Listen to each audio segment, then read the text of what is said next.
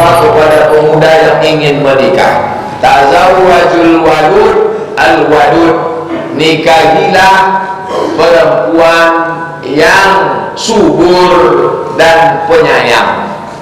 Dari mana saya tahu dia subur? Tengok emak neneknya. Dari mana saya tahu dia penyayang? Tengok dia gimana sama anak kecil. Nah, itu yang pertama. Yang kedua, apa yang kau tengok ketika melihat perempuan itu yang mau dinikahi? Apa yang ditengok? Tungkahul mar'atu li arba, perempuan dinikahi karena 4: limaliha karena hartanya, wali asabiha karena keturunannya, wali jamaliha karena cantiknya, wali diniha karena agamanya. Fasfar bizatid din, pandanglah karena agamanya. Kalau kau pandang karena cantiknya, wajah akan berubah. Dulu bukan main cantik, rambutnya bak mayang terurai, alis matanya bersumur beriring, pipi bak bau bidayang, bibir bak 5 berkah. Setelah 20 tahun hancur semuanya, bapak belum.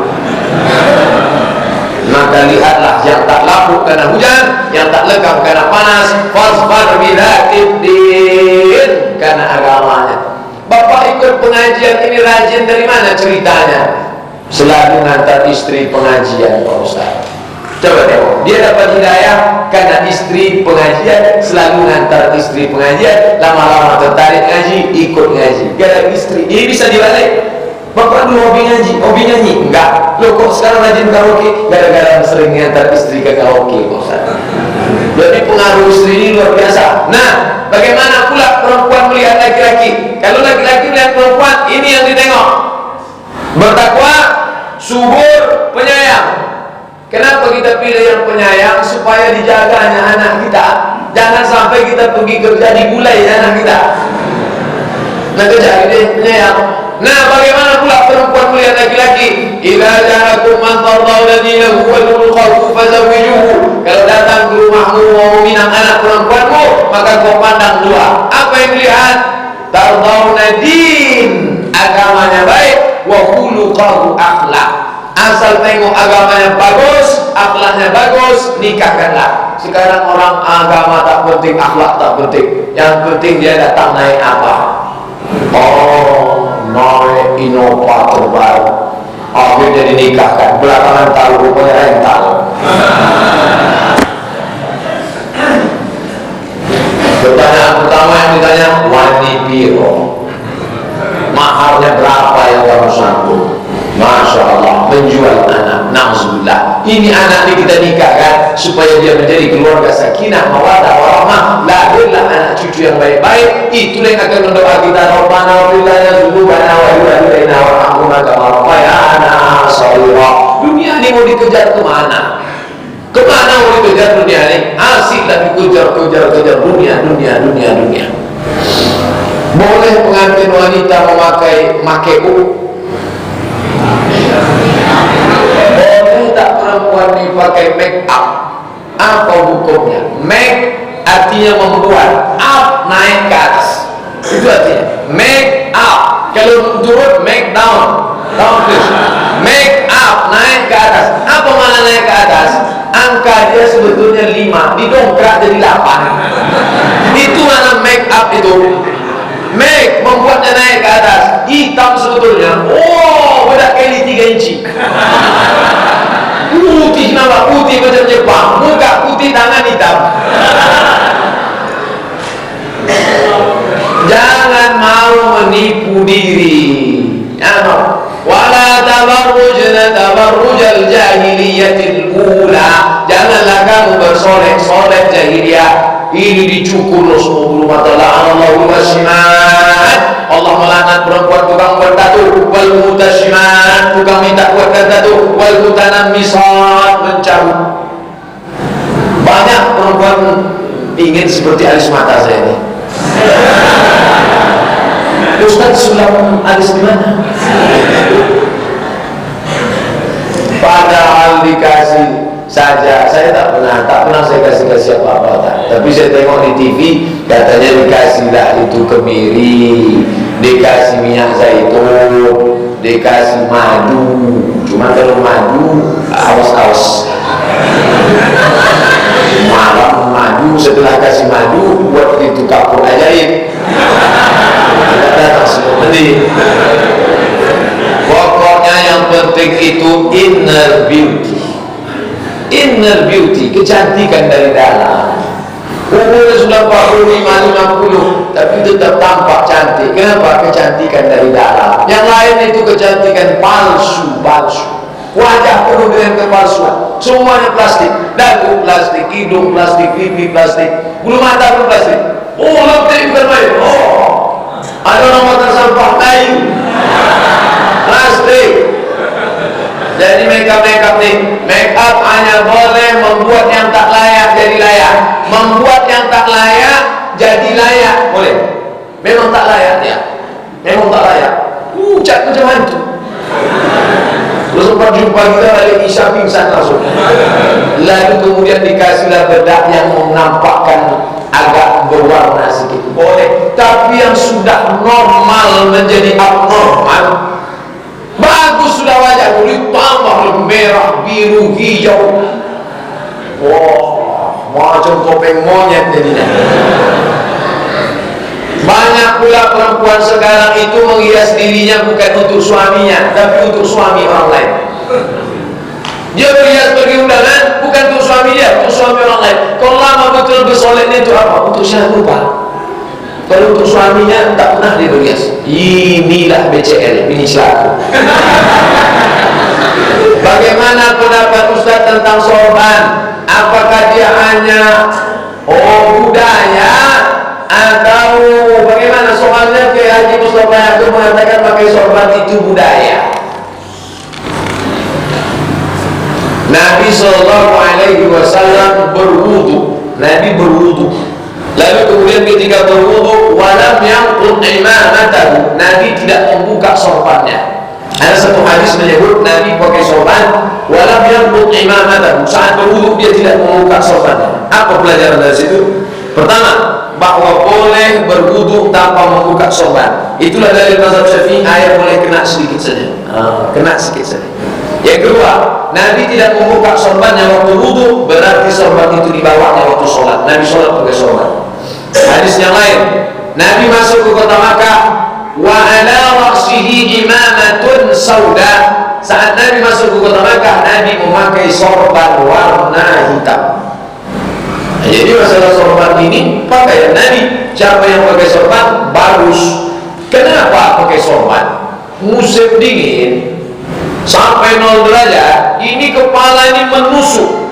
Kepala ini menusuk seperti jarum, dinginnya minta ampun. Bagaimana supaya kepala ini panas? Itulah dililitkan sorban. Supaya panas. Kenapa Ustaz tak pernah pakai sorban? Banyak sebab. Yang pertama, saya mudah berkeringat. Pakai peci ini berkeringat. Apa yang pakai sorban? Tapi saya salut dengan jamaah pakai sorban. Bagus. Pakai sorban itu bagus. Apakah orang yang bersorban dapat pahala? Ya. Kalau niat dia mau ikut Nabi Muhammad SAW, dapat pahala. Sorban sunnah. Ini tentang masalah hadis sorban. Hadis Nabi pakai sorban sahih. Dalam sholat berjamaah, apabila makmum mengetahui bahwa imam batal sholatnya, tapi si imam tak mau minggir, kenapa dia tak mau minggir? Apa yang makmum harus lakukan? Pertanyaan via streaming dari Solo. Kalau imam itu sudah batal, dari mana dia tahu batal? Allah maha besar. Entah terdengarnya kentutnya, Allahu Akbar, disangkanya makmum tak tahu. Padahal makmum pada selesai sholat ditanya, kau tadi kenapa tak minggir? Maaf, terlopeh. Maka dia wajib mufaraqah. Faraqa yufariqu mufaraqah. Dia wajib memisahkan diri dari si imam. Tak boleh mengikut imam yang sudah jelas ketahuan batal, kecuali imam itu tak ngasih tahu. Misalnya imam itu pengantin baru waktu subuh, datang orang nutup pintu rumahnya, Pak Imam cepat, Pak Imam, masuk dia ke masjid, langsung dia jadi imam. Orang tak tahu bahwa dia belum mandi wajib. Nah, itulah yang cerita. Kalau sudah zahir nampak jelas, maka wajib makmum itu mufaraqah, memisahkan diri dari imam. Selama ini kita memakai tafsir Ibnu Katsir, tafsir Al-Azhar, lalu ada tak tafsir yang langsung dari ucapan Nabi yang dibukukan? Tafsir Ibnu Katsir itu isinya hadis. Hadis itu ucapan Nabi, perbuatan Nabi, ketetapan Nabi. Jadi pertanyaan ini tak paham apa isi Ibnu Katsir. Karena tak paham itulah bertanya, bagus daripada tak paham diam. Ada tak tafsir yang isinya penjelasan Nabi? Tafsir yang isinya penjelasan Nabi namanya tafsir bil ma'sur. Tafsir bil ma'sur yang paling bagus tafsir Ibnu Katsir. Karena tafsir Ibnu Katsir itu isinya hadis fatwa ulama. Jadi bukan isinya al-ra'i akal-akal, enggak. Itu isinya hadis. Hadis itu apa? Aqwalun ucapan, wa af'alun perbuatan, wa taqrirun ketetapan Nabi. Maka saya pilihkan tafsir Ibnu Katsir. Sudah terjemah bahasa Indonesia. Kalau Bapak Ibu beli bagus. Katanya tafsir Tabari lebih tua lagi, Pak Ustaz. Tafsir Tabari lebih tua, cuman sanadnya panjang. An Abi Zinadi al-A'raj an Abi Hurairah radhiyallahu anhu qala panjang sekali sanadnya. Kalau tafsir Ibnu Katsir dia sudah potong sanadnya pendek sehingga tak terlalu banyak nama-nama orang. Tidak setebal tafsir Tabari yang 24 juz.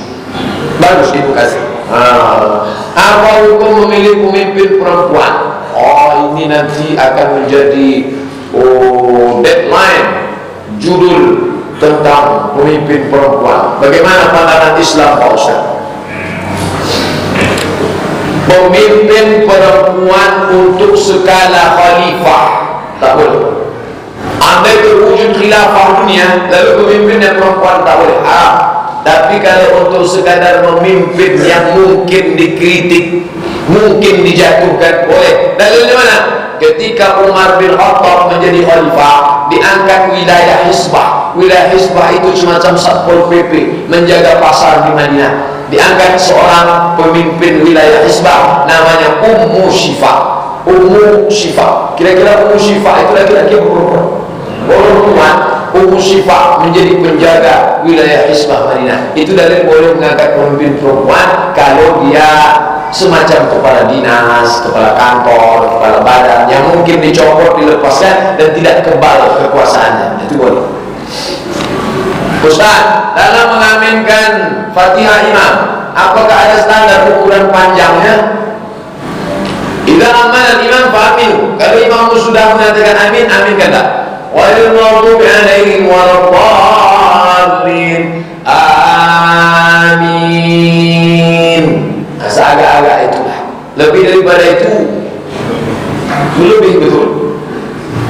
Sepanjang nafas dia, kalau dia mau lebih juga. Tapi kalau dia sendiri menyala sendirian, menjadi heboh. Amin.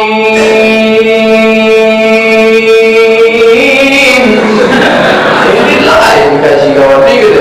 Belajar di mana nih? Ini bukan masalah halal haram. Ini bukan masalah halal. Kalau Ustadz Abdul Somad masuk ke Masjid Nurul Islam pakai helm, haram. Datang saya ceramah, tiba-tiba nanti pakai helm, Assalamualaikum, haram tak? Ini bukan masalah halal haram, pantas atau tak pantas, layak atau tak layak. Helm, Assalamualaikum.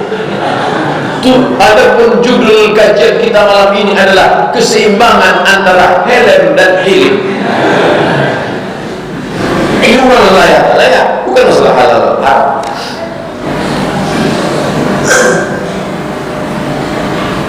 Jika kita sholat berjamaah, lalu imam rukuk duluan sebelum Fatihah, kita selesai. Imam rukuk, kita masih baca Fatihah, cepat betul dia bacanya nih. Apakah Fatihah kita putuskan di tengah? Ikut imam. Ikut imam. Ju'ilal imamu liyutamma bi. Imam diangkat untuk diikuti. Allahu Akbar. Ikut dia. Lalu bagaimana dengan bacaan saya? Al-imamu junnah. Imam penanggung jawab. Qiraatul imam, qiraatul makmum. Bacaan imam sudah menjadi bacaan makmum. Tapi ketika suasana normal, saya ikut mazhab Syafi'i, tetap baca Fatihah di belakang. Baca Fatihah itu tak lama, 15 detik selesai. Bismillahirrahmanirrahim. Alhamdulillah. Alhamdulillah. Maliki yaumiddin. Iyyaka na'budu wa iyyaka nasta'in. Ihdinas siratal mustaqim. Shiratal ladzina an'amta 'alaihim ghairil maghdubi 'alaihim waladdallin. Pasti harus. Sekarang kita ukur ayat apa yang dibaca imam sehingga Fatihah tak selesai. Bismillahirrahmanirrahim. Inna a'tainakal kautsar fashalli li rabbika wanhar. Inna syani'aka huwal abtar. Pas 15. Dan yang pendek betul itu apa? Yasin. Allahu Akbar.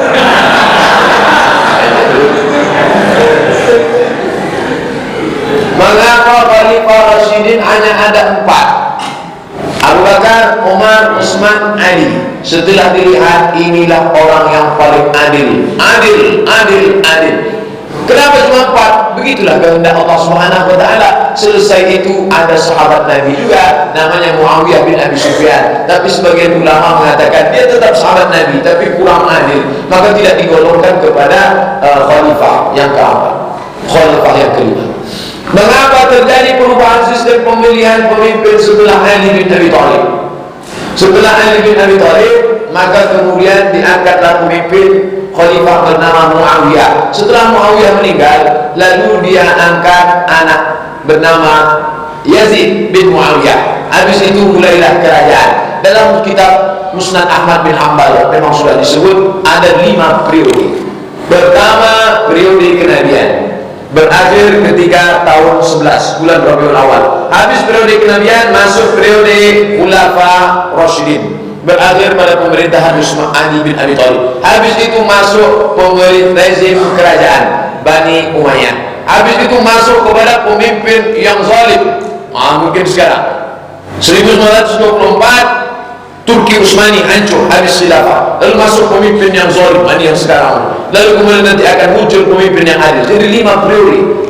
Kenabian, Khulafa Rasyidin, kerajaan, pemimpin zalim, nanti balik kepada yang adil.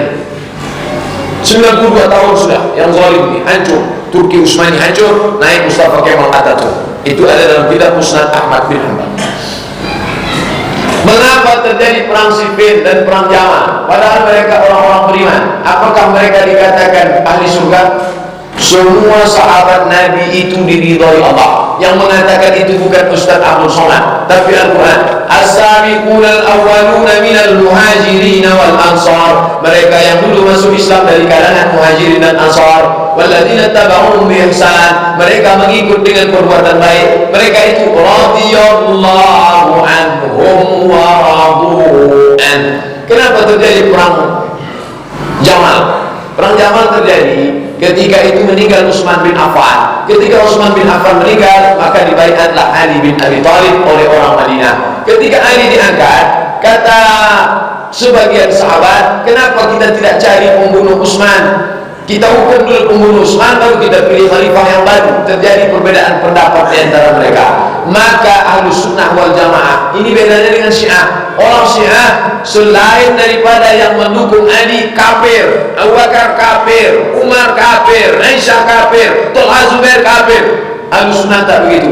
Mereka ini berijtihad. Al-mujtahid, seorang yang berijtihad. Idza jata'ada, kalau dia berijtihad, fa asaba, kalau ijtihadnya benar, lahu ajrani, dapat 2 pahala. Wa idza akhta'a, kalau ijtihadnya salah, lahu ajrun wahid, tetap dapat 1 pahala. Andai salah Muawiyah, andai salah Amr bin As, dia tetap dapat 1 pahala, karena mereka orang-orang yang dipuji oleh Allah Subhanahu wa taala. Pujiannya maka kita sebut Abu Bakar Siddiq radhiyallahu an, Umar bin Khattab radhiyallahu an. Salah satu ciri Syiah adalah ketika mencaci maki sahabat. Maka kata Imam Syafi'i, Imam Syafi'i, la tusalli khalfa rafidhi, janganlah engkau salat di belakang orang Syiah. Bagaimana kami tahu dia Syiah? Dari mana kami tahu dia Syiah? Man qala inna Abu Bakr wa Umar laisa bi imamaini fa huwa rafidhi. Siapa yang mengatakan Abu Bakar dan Umar bukan khalifah yang berhak, maka dia Syiah Rafidah. Salah satu ciri Syiah dalam pengajiannya mencaci maki sahabat Nabi yang tidak pro kepada Ali. Ini disusupi oleh Yahudi bernama Abdullah bin Sabah. Mereka memang dari awal sudah menunjuk Ali. Apa kata Allah bin Sabah menunjuk Ali? Antallah, kau Tuhan wahai Ali. Tuhan menetes titisan Tuhan. Nauzubillah. Maka Ali sendiri pun benci kepada Allah bin Sabah, disuruhnya bakar ini Allah bin Sabah. Maka saya pribadi bersih keyakinan terhadap sahabat Nabi itu radhiyallahu anhum ajma'in. Aisyah radhiyallahu anha, Abu Bakar Siddiq radhiyallahu anhu. Mereka berijtihad. Anda ijtihadnya benar dapat 2 pahala, Anda keliru dapat 1 pahala. Ustaz, mana yang lebih afdal ketika kita dalam musafir, menyempurnakan sholat 4 rakaat atau di jamak qashar? Sementara waktu untuk mengerjakan 4 rakaat masih ada dan kita ingin sempurna. Mazhab Hanafi mengatakan jamak qashar itu bukan keringanan, tapi itu memang wajib. Karena kalau sholatnya mukim 2 rakaat, tapi kalau musafir mukim 4 rakaat, kalau musafir 2 rakaat. Jadi dia bukan pilihan. Sedangkan mazhab yang lain pilihan. Siapa yang mau 4 pilih 4, siapa yang mau 2 pilih 2. Ustaz pribadi, saya kalau musafir perjalanan ke Dumai itu saya pilih 2 rakaat. Tapi kalau mukim menetap ke Rokan Hulu, saya tetap 4 rakaat karena tinggal dekat masjid, tak ada halangan. Kalau musafir jauh dari masjid, payah 2 rakaat. Tapi kalau dekat masjid, antum musafir kerja tugas di Jakarta, tinggal di hotel Sriwijaya, dekat dari Istiqlal. Kenapa sholat di kamar? Masjid dekat, sholat berjamaah, ada pula pengajian, nyambung silaturahim. Nah, ini pilihan. Ustaz, boleh tak orang yang bergaya banci menjadi imam sholat?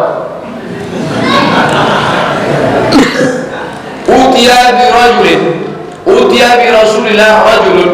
Nabi dibawakan seorang laki-laki, qad khadaba yadayhi wa rijlaihi. Laki-laki itu sudah memasang inai di tangannya. Ada laki-laki yang sudah memasang inai di tangannya. Inai, hinna namanya, daun pacar. Lalu Nabi menyuruh asingkan orang ini di naqi. Asingkan dia di naqi, tak boleh. Kalau dia sekedar mengikut-ikut perempuan, melambai, dia mesti diasingkan, direhab, biar supaya dia balik jadi jantan. Buat di sini rehabilitasi narkoba, rehabilitasi bencong. Judulnya Big Man, jadilah jantan yang perkasa. Kalau dia sudah sampai pada tingkat, maaf cakap, kenakalan homoseksual, hukumannya tak ada lain, pancung. Man wajatuhu ya'malu amala qaumi Lut. Kalau kamu dapati dia melakukan perbuatan umat Nabi Lut, faqtulul fa'il wal maf'ul, maka bunuhlah yang objek maupun yang subjek, pelaku dua-dua dihukum mati, pancung. Alhamdulillah. Jadi kalau dia segera melambai, itu segera diobati. Masukkan dia kursus karate, sepak bola, tinju, ajar dia habis-habisan, sehat dia insyaAllah. Umur para nabi terdahulu telah disebutkan sekian-sekian. Misalnya Nabi Nuh 150. Bagaimana cara menghitungnya sedangkan kalender masa itu belum ada? Apakah memang langsung Allah menyebutkan? Kalender masa sudah ada sejak Allah menciptakan langit dan bumi. Siapa bilang tak ada kalender? Inna iddatash syuhuri indallahi 12 syahran fi kitabillah. Sesungguhnya jumlah bilangan bulan 12 bulan. Yang tak ada itu bukan hitungannya. Yang tidak ada itu belum ada kalender Masehi, kalender Hijriyah. Itu yang tak ada. Adapun hitungan 12 sudah tertulis dalam Quran. Maka mereka menghitung, ditulis oleh para sejarawan. Kitab yang tertua tentang sejarah ini Tarikh Tabari. Imam Ibnu Katsir juga punya sejarah dari sejak Nabi Adam sampai zaman Ibnu Katsir, dari sejak awal manusia sampai zaman Ibnu Katsir. Nama kitabnya Al-Bidayah wan Nihayah. Belilah buku sejarah bagus. Kalender penanggalan sudah ada, tertulis dalam Quran. Dalam 1 tahun 12 bulan. Inna iddatash syuhuri indallahi 12 syahran. Sesungguhnya dalam hitungan bulan ada 12 syahran, 12 bulan fi kitabillah. Yauma khalaqas samawati wal ardh, ketika Allah menciptakan langit dan bumi sudah ada, tertulis dalam Quran. Apa hukumnya bila imam salat berjamaah tidak mengucapkan atau tidak menyaringkan kalimat basmalah saat memperdengarkan baca surat Al-Fatihah? Apakah salat berjamaah itu sah? Apakah sebaiknya makmum melakukan saat terjadi? Apakah menghentikan salat berjamaahnya atau tetap melanjutkan? Masalah bismillah dalam Fatihah 3 mazhab. Menurut pendapat mazhab Hanafi, Hanafi, Maliki, Syafi'i, Hambali. Menurut pendapat mazhab Hanafi dan Hambali, bismillahnya sir. Hanafi dan Hambali bismillahnya sir.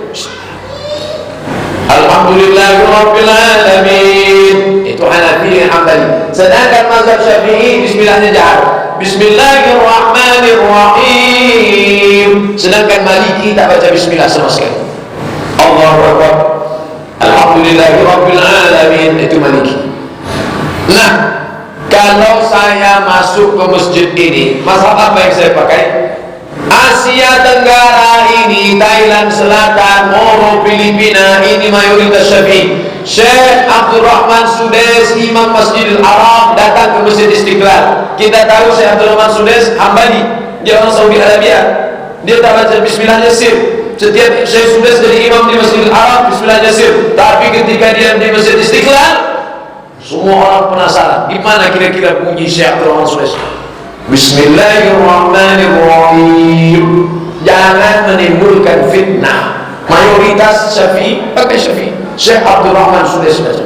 Saya khotib Ustadz Murtada Imam. Kami sama-sama dewan juri MTQ di Masjid Pematang Rembang. MTQ Musabaqatul Quran Provinsi Riau 3 tahun yang lalu. Jadwal khotib Abdul Somad, beliau imam. Beliau kalau di Ittihad dia baca bismillah sir. Bismillahirrahmanirrahim. Alhamdulillahirabbil alamin. Pas hari Jumat itu saya dengar dia baca jahat. Bismillahirrahmanirrahim. Loh, kenapa jahat? Dia tahu di situ mayoritas orang Indragiri Hulu bermazhab Syafi'i. Melayu Syafi'i. Maka dia jahat kan? Dia paham fikih. Ini tentang masalah perbedaan mazhab.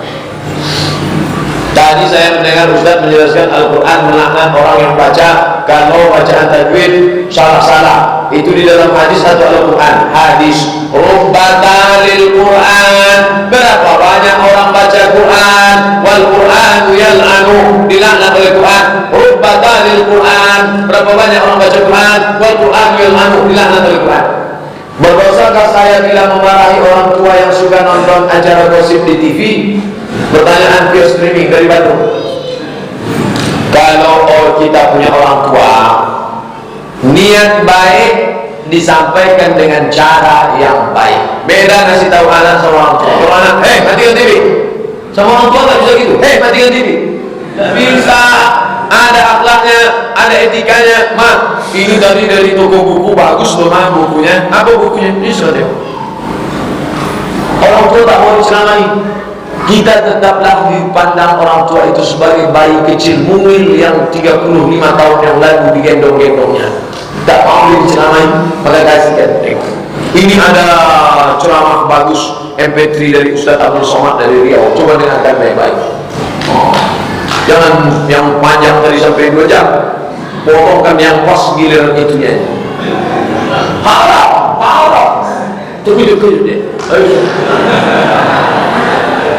Niatnya baik, dipoles dengan cara yang baik, doa kepada Allah, insya Allah niat kita sampai. Ini memarahi, ini kata memarahi. Orang tua tak bisa dimarahi. Apalagi kalau udah 70-80, itu udah hilang-hilang ingatannya. Tak bisa.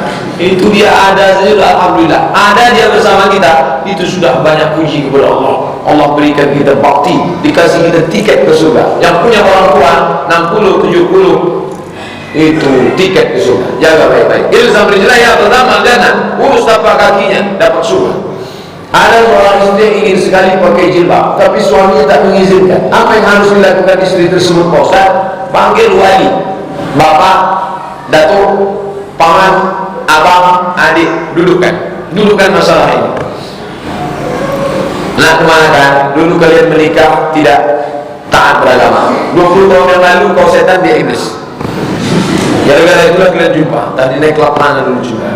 Sekarang dia sudah ngaji tobat, umur sudah lanjut, maka izinkan dia berjilbab. Dan ini tuntunan syariat Islam. Kembalilah kau ke jalan Allah SWT. Kalian mau kemana? Emang nanti mau mati masuk mana? Dulu kan, ingatkan dia. Ingatkan nantinya. Kalau sudah mengingatkannya, panggil saya, nanti saya ingatkan. Buatkan acara kenduri, buatkan acara arisan. Judulnya suami melarang istri pakai jilbab. Itu nama judul aja. Teman saya mengatakan bahwa keturunan dari Arif tidak boleh dinikahkan dengan orang yang bukan keturunan Habib kecuali yang pria. Apakah itu benar Pak Ustaz? Ini bukan tak boleh, ini tradisi, mereka ingin menjaga supaya silsilahnya tak rusak. Maka kalau ada perempuan yang keturunan daripada sayyid, maka biasanya dinikahkan dengan yang keturunan itu juga. Karena kalau dia nikah dengan orang lain, takut dia anaknya itu. Ini bukan aturan syariat Islam, ini adat-adat para sayyid yang merantau dari negeri Arab, keturunan. Tapi kalau yang laki-laki bisa nikah sama orang Melayu.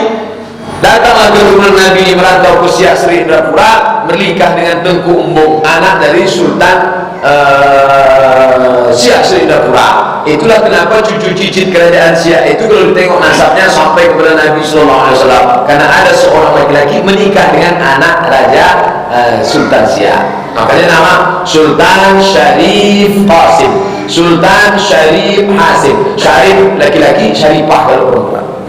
Itu bukan. Karena Nabi sendiri mengatakan tidak ada kelebihan. Memang mereka punya kelebihan nasab keutamaan, tapi yang ditengok itu amal. Maka kata Nabi, laufat kalau kanat Fatimah binti Muhammad salafat, seandainya Fatimah anak Muhammad mencuri, laqata'tu yadaha, aku sendiri yang akan memotongnya. Tapi mereka dimuliakan, diagungkan karena nasab dan karena amal. Jangankan anak keturunan Nabi, Abbas bin Abdul Muthalib dimuliakan, Abdullah bin Abbas dicium tangannya. Kenapa? Karena punya hubungan kekerabatan dengan Nabi Muhammad sallallahu alaihi wasallam. Pak Ustaz pernah bilang orang yang bisa melihat jin itu matanya dimasuki jin. Bagaimana dengan anak indigo itu Pak Ustaz? Bukan hanya bisa melihat jin, tapi bisa tahu apa yang dikerjakan seorang di masa lalu. Bagaimana pandangan Islam tentang indigo ini Pak Ustaz? Mau indigo, mau pelbegu, itu dimasuki setan. Setan itulah yang membisikkan kepada dia, ini terjadi di masa lalu, ini begini. Setan, jin.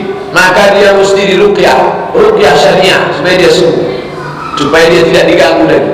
Itu ada datuk-datuknya dulu yang berkawan dengan jin. Lalu kemudian jin itu umurnya panjang, datuknya mati, jinnya hidup. Bapaknya mati, jinnya hidup. Sekarang dia datang lihat, aku ingin menyambung MOU pada kamu, katanya. Sambung tadi, diceritakannya ini file-file datukmu, bisa tahu dia. Begitu datang, kamu dulu adalah sekolah sendiri. Ini siapa nih? Ustaz kami Abdul Somad. Ini dulu taman aliyah dari Madrasah Aliyah Nurul Falah yang mulai dari guru taman Sallallahu. Habis itu masuk ke habis itu kok bisa tahu dia? Jin bisik pada dia. Alladhi waswis. Maka dia diruqyah beberapa kali, insyaallah hilang itu. Apa hukum berkawan dengan jin? Apa hukum berkawan dengan jin? Kata Imam Ibnu Taimiyah dibagi 3. Kalau bisa macam Nabi Sulaiman. Nabi Sulaiman berkawan dengan jin Ifrit. Memang dia betul menyuruh. Siapa yang sanggup membawa singgasana Balkis dari Yaman ke Palestina? Wa qala ifritun minal jin. Berkatalah jin Ifrit, ana atika bihi qabla an taquma min maqamik. Aku bisa membawa kursi Balqis dari Yaman ke Palestina sebelum kau tegak dari tempat dudukmu. Kenapa boleh dia berkawan dengan jin Ifrit? Karena Sulaiman yang di atas, jin itu di bawah, dia yang nunjuk-nunjuk jin. Yang kedua terbalik, jinnya di atas, dia di bawah. Aku bisa menolong kamu dengan syarat kasih aku tumbal. Nah, ini jelas haramnya. Sulaiman dengan jin Ifrit jelas halalnya. Orang yang ditunjuk-tunjuk jin jelas haram. Yang tak jelas ini yang di tengah. Entah dia tunjuk jin, entah dia ditunjuk jin. Andai Ustaz Abdul Somad sedang sholat, wallah, tiba-tiba datang jin. Hai Abdul Somad, what can I do for you? Maka saya akan bilang, aku tak perlu bantuan kamu. Kawanku sudah banyak, 5.000 di Facebook. Belum lagi jamaah di Masjid Nurul Falah, Nurul Islam, kami sudah banyak. Jadi kita ragu, karena orang aja payah sekarang. Orang aja payah dipercaya sekarang. Sudah ikut fit and proper test, sudah lulus, tetap juga. Bagaimana dengan orang? Percaya. Maka kalau ada orang ngaku percaya, ini kawan saya Pak Ustaz, jin dari kalangan Bani dulu zaman Nabi Sulaiman, masih hidup zaman sekarang. Saya heran, kok percaya dia sama jin? Pak Ustaz, saya sudah lama penganggur, tolong doakan supaya saya cepat mendapat pekerjaan yang halal dan bisa cepat menikah. Nanti di akhir majlis kita bertawassul dengan baca Fatihah. Segala ini kita doakan. Ini saya simpan. Nanti kita doakan wala azibat illa zawajta. Semua yang belum menikah kasihlah nikah ya Allah. Yang sudah menikah supaya bisa nikah sekali lagi. Kalau istrinya meninggal, itu maksudnya ibu udah cemas. Saya baru mendengar ceramah bahwa zakat dipotong dari penghasilan kotor. Apakah zakat saya tahun lalu harus dilunasi Ustaz? Apakah cicilan hutang tidak mengurangi zakat? Zakat itu dipotong bruto kotor, bukan neto. Maka hitunglah balik berapa brutonya. Bagaimana dengan hutang? Hutang yang bisa mengurangi zakat itu hutang dagang. 3 kurang 2. Modal yang diputar ditambah dengan untung, ditambah dengan piutang, kurang hutang, kurang rugi. Misalnya bapak buka toko, modal yang diputar tambah untung, tambah piutang, kurang hutang, kurang rugi. Yang dimaksud hutang di sini hutang yang terkait dagang, bukan hutang rumah, hutang mobil, hutang itu, hutang ini. Itu yang dimaksud hutang bisa mengurangi zakat. Hutang yang terkait dengan bisnis itu. Ada hutang rumah, hutang ini, hutang. Sekarang mau semua hutang. Ini hutang, ini hutang. Yang lunas cuma satu, bininya itu yang lunas. Pak Ustaz yang saya hormati tentang kajian 2 bulan yang lalu yaitu bab sedekah. Orang yang semasa hidupnya bersedekah akan mendapatkan naungan di akhirat. Bagaimana dengan orang yang pelit, bakhil, nyaris tak pernah bersedekah semasa hidupnya? Lalu setelah dia wafat, istrinya dan anaknya rajin mengirim amalan sedekah buat dia. Apakah sampai? Kalau tak balik sampai. Apakah dia bisa mendapat naungan juga Pak Ustaz? Masalah dia dapat naungan saya tak tahu, tak ada hadis menyebut. Tapi masalah sedekah anak sampai ada dalilnya. Mana? Ummi mata, mak saya mati. Apa atasaddaqu anha? Bolehkah saya bersedekah untuk mak saya? Kata Nabi, tasaddaq, bersedekahlah. Ayu sedekatu afdal? Apa sedekah yang paling afdal? Saqiyul ma', memberi air minum. Buatkanlah sumur bor, cari masjid-masjid yang kesulitan. Itu dari jarak Jambi Riau, itu sulit air. Banyak masjid-masjid yang tak ada tempat untuk kering. Itu kata Ustaz Mustafa Allah, buatkan sumur bor. Kalau untuk Riau, cari masjid-masjid yang pembangunan. Itu masjid Raudhatul Shalihin. Sumbangkan tiangnya itu masih terbengkalai. Untuk almarhumah emak saya, insya Allah sampai. Mudah-mudahan dibangunkan buat tiang sebesar itu di akhirat untuk dia. Amin. Bagaimana hukumnya saya meminjam uang dengan menggadaikan BPKB uang, jadi digunakan untuk beli motor. Gadaikan BPKB, dapat uang dibayar dengan uang. Rumusnya uang dengan uang berlebih haram, uang dengan uang haram. Apa hukumnya bekerja dan jadi nasabah bank konvensional? Kata Syekh Yusuf Qardawi dengan ulama-ulama Saudi Arabia, mereka mengatakan haram. Tapi bedanya kalau Syekh Yusuf Qardawi agak ringan sedikit. Kalau tak ada pilihan lain, kerjalah di situ. Tak ada pilihan lain. Pilihannya kalau tak kerja di situ mati, anak tak sekolah, istri tak makan, diusir dari kontrakan. Kerjalah di situ. Tapi sementara itu carilah. Ibarat orang makan babi. Mati atau makan babi, boleh makan babi, tapi jangan kenyang. Makan babi secukupnya, agak secolek 2 colek makan. Sementara dapat pisau.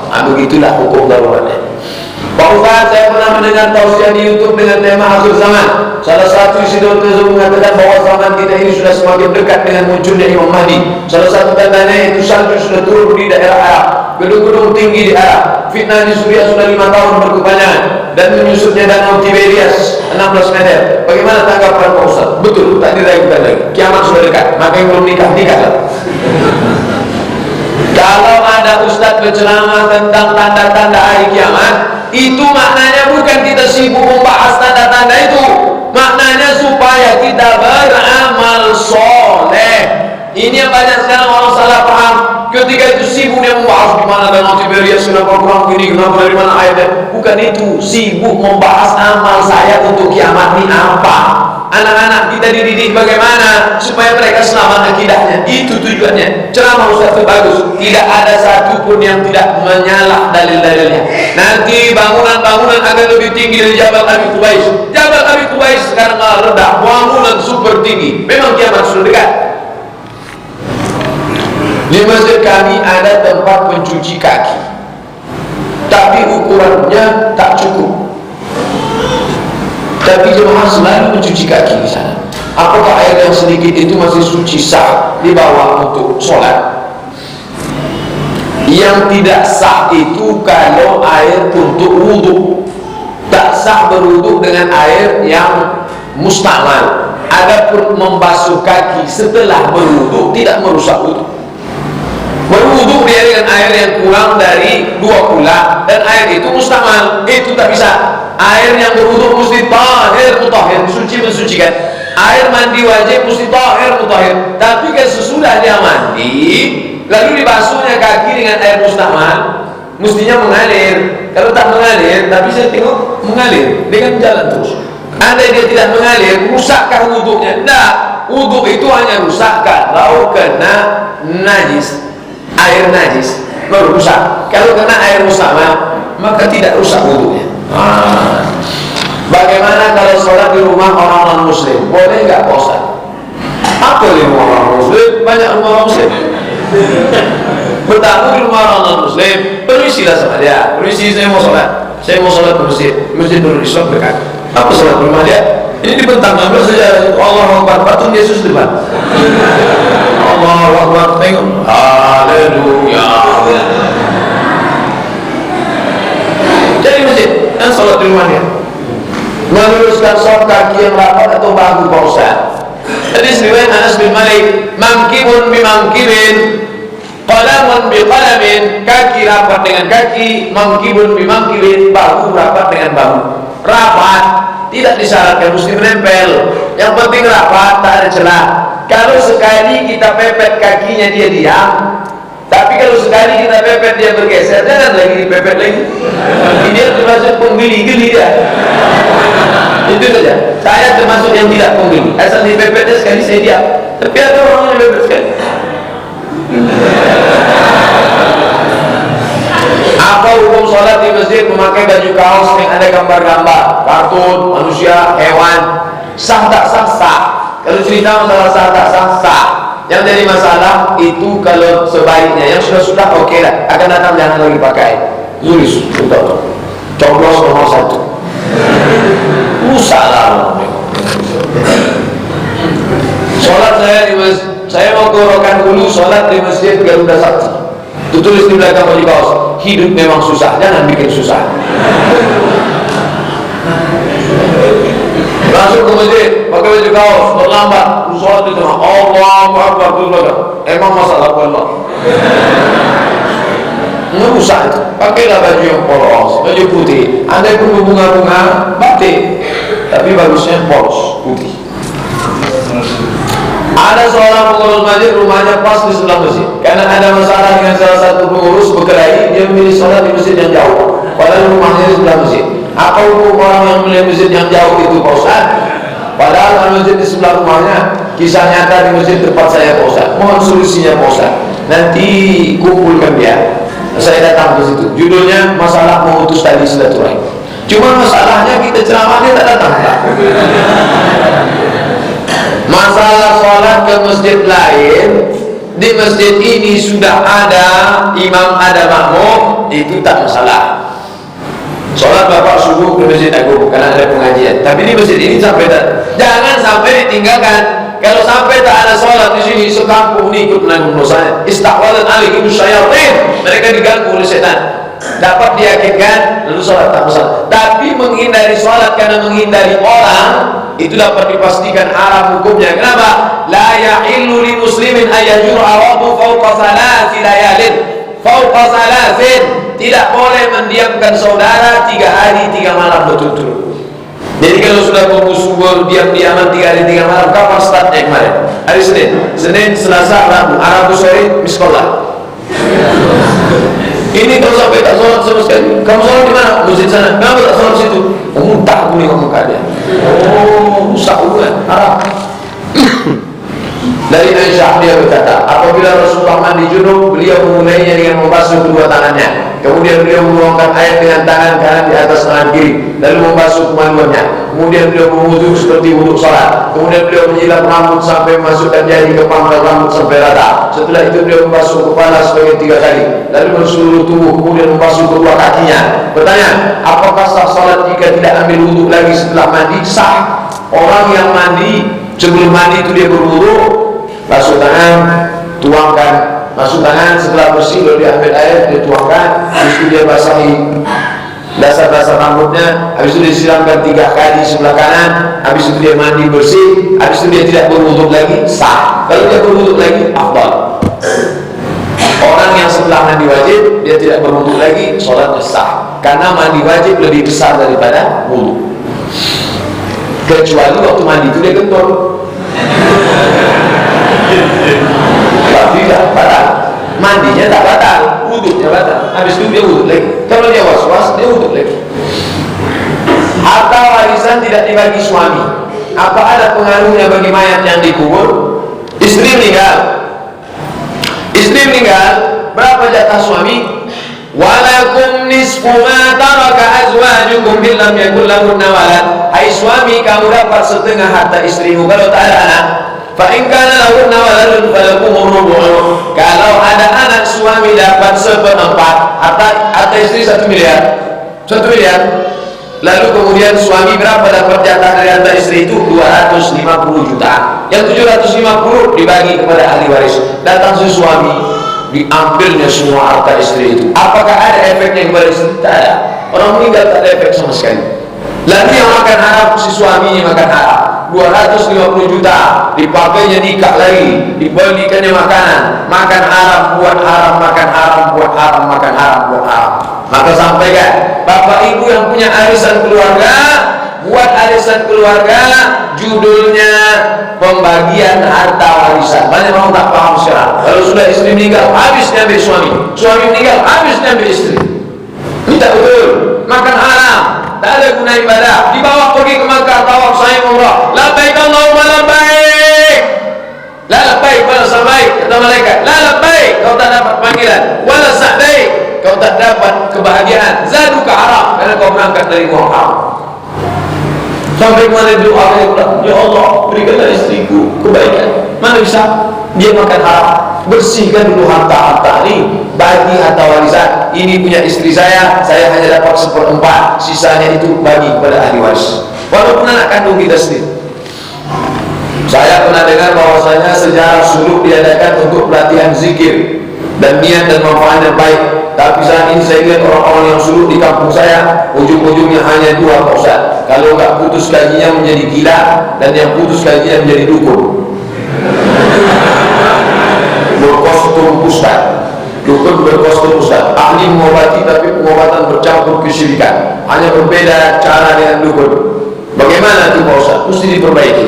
Suluk yang asli dalam tarekat Naqsyabandiyah itu baik. Proses, saya tanya betul orang suluk itu, Tuan Klipah, yo, apa isi suluk kok? Pakai pakaian putih, senantiasa berwudu, tidak memakan makanan berdarah, karena semasa itu dia takut libido seksualnya naik 10 hari, dia berzikir. Terus wudu tak putus. Macam mana melekatkan zikir dalam hati? Yang pertama kali masuk itu zikirnya 5.000 kali.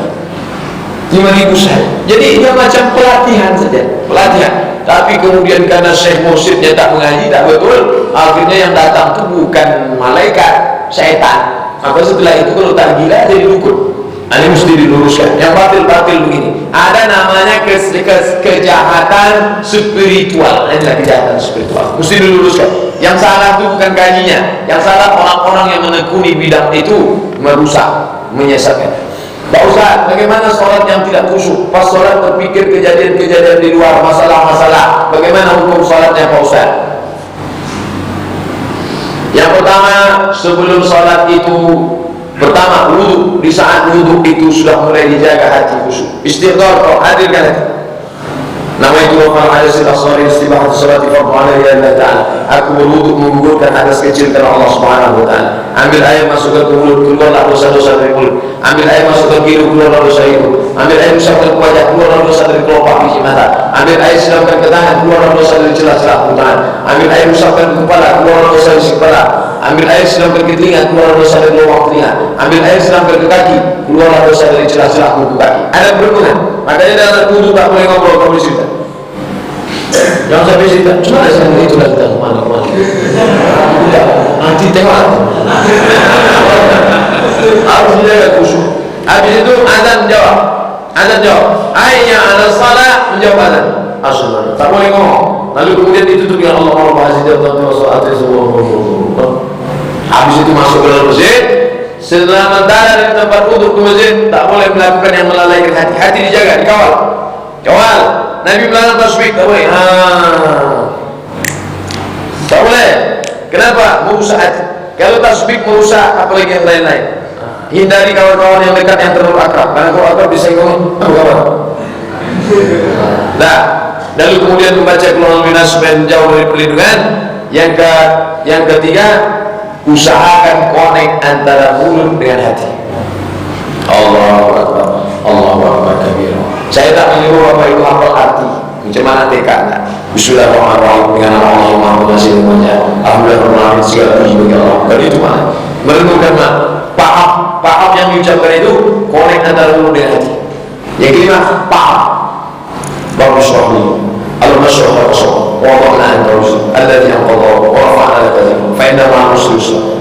Yang keenam, jaga. Dalam keadaan jaga. Sama macam orang nyetir, sama macam orang bawa motor. Dia tetap tahu apa yang terjadi di kiri, apa yang terjadi di kanan, tanpa hilang kesadaran, tapi dia tetap fokus pada jalannya. Sholat orang khusyuk itu bukan berarti dia hilang kesadaran. Aku tadi waktu sholat hilang rasa entah kemana, itu di bawah jin. Sahabat Nabi sholat tetap sadar, tak hilang kesadaran. Allahu Akbar. Mereka tengok Nabi sholat di depan buka sendal, mereka buka sendal. Selesai sholat Nabi tanya, kenapa kalian buka sendal? Kami tengok kau buka sendal. Itu menunjukkan mereka sadar Nabi buka sendal. Seandainya mereka tak sadar, kenapa mereka tahu Nabi buka sendal? Kenapa kau buka sendal ya Rasulullah? Tadi Jibril datang, katanya di sendalku ada najis, maka kau buka. Kalian kenapa buka? Tengok. Ketika Nabi sakit, Nabi terbaring di rumah, Abu Bakar jadi imam. Allahu Akbar. Ketika sedang sholat, Nabi keluar dari kamar. Sahabat semua mukul tangan, mau ngasih tahu Abu Bakar bahwa Nabi datang. Mereka mukul tangan, mau ngasih tahu Abu Bakar Nabi datang. Mau ngomong Abu Bakar Nabi datang, takut batal. Mereka mukul tangan. Mereka sadar Nabi datang. Seandainya mereka tak sadar, terbang ke alam anda, mereka sadar Nabi datang. Jadi kalau ada orang mengatakan, aku tadi sholat sampai tak sadar apa-apa, dua kemungkinan. Kalau tak bohong, dilarikan hantu, tak bohong. Katanya baca Yasin itu tak sampai ke arwah orang tua kita yang sampai doa. Pertanyaan saya, bagaimana kalau saya baca Yasin atau baca Al-Quran yang lain setelah saya baca doa? Apakah sampai bacaan Quran untuk orang meninggal dunia? Kalau ada orang meninggal, maka bacakanlah kubur. Setelah kubur, la tahbisu, jangan tahan jenazahnya lama-lama. Setelah kalian kuburkan, bacakan Al-Fatihah pada bagian kepala. Pada bagian kakinya bacakan ujung Al-Baqarah. Lillahi ma fis samawati wa ma fil ardh. Hadis riwayat At-Tabrani. Kata Imam Ibnu Hajar Al-Asqalani, hadisun hasan. Hadisnya hasan, sahih, hasan, dhaif, boleh jadi dalil. Inilah yang dijadikan dalil bacaan Quran sampai untuk orang mati. Dalil kedua, ketika Nabi menancapkan pelupa korma bertasbih. Kata Imam An-Nawawi, kalau tasbih pelupa korma sampai, apalagi bacaan orang beriman. Itu dalilnya kias. Yang satu tadi hadis, ilmu kias. Amal sahabat Abdullah bin Umar bin Khattab berpesan, nanti kalau aku mati tolong bacakan surat Al-Baqarah, pangkal surat Al-Baqarah dan ujung surat Al-Baqarah di atas kuburku. Itu menunjukkan sampai bacaan orang. Maka berdasarkan ini menurut mazhab Syafi'i, kata Imam An-Nawawi, wa in khatimul Quran, kalau mereka khatamkan sekhatam Al-Quran, bagus. Kalau tak sanggup khatam Quran, itulah dia pilih-pilih. Dia pilih qalbul Quran, hatinya Al-Quran, Yasin. Kalau tak sanggupnya qalbul Quran, ummul Quran, Al-Fatihah. Tak sanggup juga Al-Fatihah, inna lillah. Apa saja syarat untuk menjadi imam sholat? 14. Dalam kitab Al-Fiqhul Islami wa Adillatuh, kalau berkumpul semua orang Pekanbaru ini, siapa yang paling layak jadi imam? Al-Wali, Dr. Firdaus STMT. Lalu kalau dia tak sanggup, siapa? Diangkat imam ratib. Itulah imam ratib yang diangkat imam paripurna, 13 orang, 12 kecamatan tambah 1 masjid Ar-Rahman. Kalau tak ada imam paripurna, siapa? Yang paling afqah, yang paling paham Quran. Siapa paling paham? Dr. Mustafa Umar, dia maju. Di bawah itu siapa? Yang paling banyak hafalan. Yang satu 30 juz, yang satu juz 30. Bagus.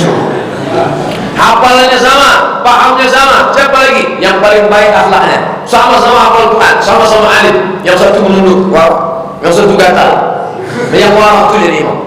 Sampai kepada yang paling bagus bajunya, sampai kepada yang ke-14. Kalau sama-sama yang sudah menikah.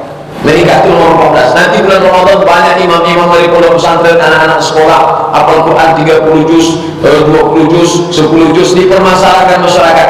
Siapa yang menolak? Itu dari pesantren. Lah nikahnya. Tak, nikah itu nomor 14. Begitu dalam kitab Fiqhul Islami wa Adillatu. Dia memang belum nikah tapi hafal 30 juz. Ikut lompat kali nikah ada apa sih? Mohon maaf yang udah nikah. Bagaimana seandainya yang maju menjadi imam orang yang tidak tahu bacaannya tak bagus, padahal ada orang yang lebih bagus bacaannya?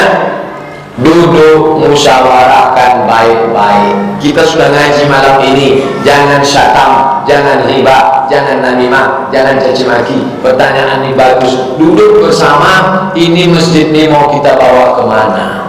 Sedangkan laki-laki perempuan menjalin hubungan haram aja nanya begitu, mau dibawa kemana hubungan kita? Itu masjid kita boleh kemana? Duduklah musyawarah bersama. Kita pilihlah imam yang bagus. Masjid paripurna di sana mereka kan APBD. Itu masjid air dingin dulu tak ada APBD. Murni swadaya masyarakat. Mereka angkat imam satu dari Lombok hafal Quran 30 juz. Patungan masyarakat bisa. Yang penting kemauan, cari mahasiswa, cari hafiz Quran, alumni UIN bisa. Apakah sah sholat kita apabila bacaan imam tidak betul? Tengok dulu bacaannya. Kalau bacaannya merubah makna, rusak al-Fatihah, batal al-Fatihah, batal ayat, batal sholat. Karena Fatihah rukun sholat. Iyyaka na'budu wa iyyaka nasta'in. Kepada matahari kami menyembah, kepada matahari kami minta tolong. Jadi orang lupa menyembah matahari. Alhamdulillahirabbil alamin. Pakai doa. Alhamdulillah segala yang masam-masam bagi Allah Subhanahu wa taala. Alhamdulillah masam. Maka betulkan bacaan. Apa pendapat Pak Ustadz tentang angkusaniyah? Angkusaniyah orang soleh, ulama.